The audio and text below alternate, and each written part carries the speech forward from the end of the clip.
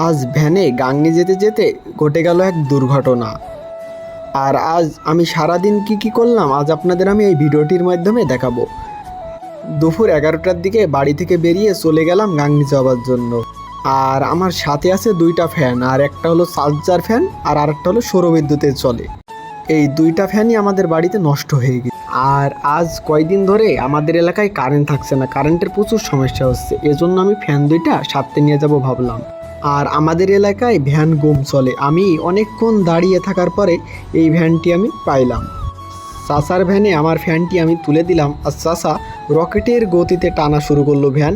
আর মাঝপথে এসে ফ্যানের এই ঝাঁকা খসে পড়ে গেল রাস্তায়, আর ফ্যানটি ভেঙে গেল। ফ্যান ভেঙে যাওয়ার পরে চাচা আস্তে আস্তে টেনে গাংনী নিয়ে চলে আসলো, আর আমি মেকারের দোকানে নিয়ে চলে আসলাম আমার ফ্যান দুইটি। আর এই মেকার মামা আমার ফ্যানটি ঠিক করতে শুরু করলো।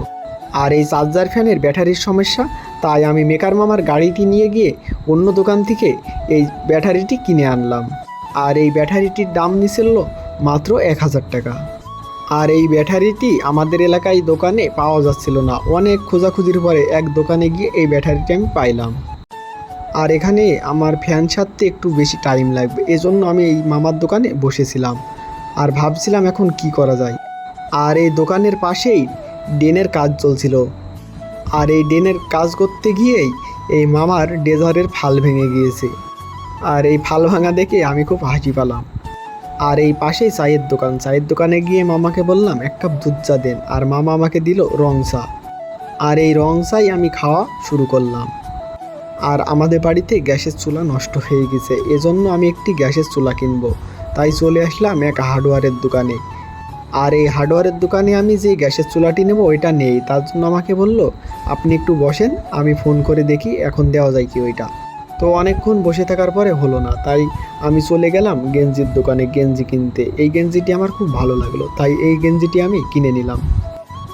আর আমি এই দোকানটিতেই আমার যত পোশাক আশাক আমি এখানে এসে কিনি। তারপরেই চলে গেলাম আমার বন্ধুর সিট কাপড়ের দোকানে, আর আমার বন্ধু দেখি এখানে বসে আছে, আজ কোনো কাস্টমার নাই। তো এই সুযোগে আমি আমার বন্ধুর সাথে বসে কিছুক্ষণ আড্ডা দিলাম। তো বন্ধুরা, এই ছিল আজকের ভিডিওটি যদি ভালো লেগে থাকে অবশ্যই লাইক কমেন্ট শেয়ার করবেন।